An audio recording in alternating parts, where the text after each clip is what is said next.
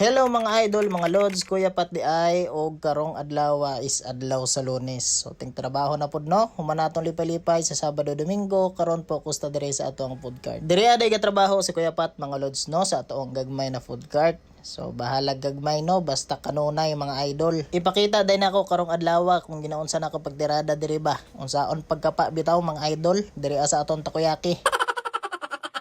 Kinahanglan day mga idol no na isa ka oras bago magtinggawa sa mga estudyante na anata dire sa tong food cart para mabuhat natog hinahinay ang mga dapat buluhaton para inikitinggawas na is magluto na lang ta og mag-serve og mga takoyaki para sa atong mga customer. Og diri ana side mga idol, kasalukuyang nagluluto na po si Kuya Pat.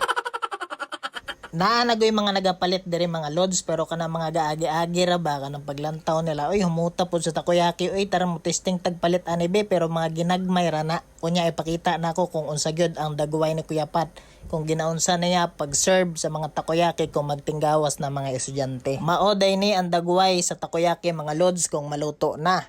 Kung makita ninyo no golden brown jud ang color kana makatakam ba.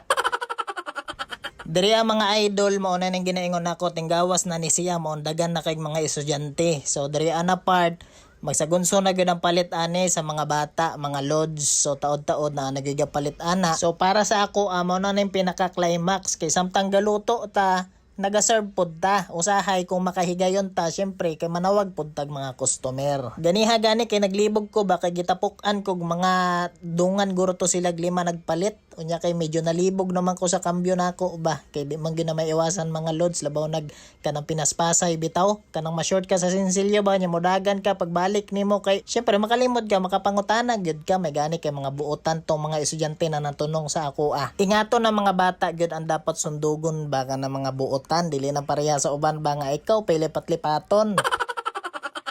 O siya dire ana lang sa taman si Kuya Pat mga idol kung ginahan kag paminaw sa kontingog ug tan-aw sa kong mga pinakapakapa diya sa food cart ba share na lang po na akong video mga idol. Og kung niabot ka dire ana part na video ni Kuya Pat mga idol dagan kay salamat sa mga idol. God bless.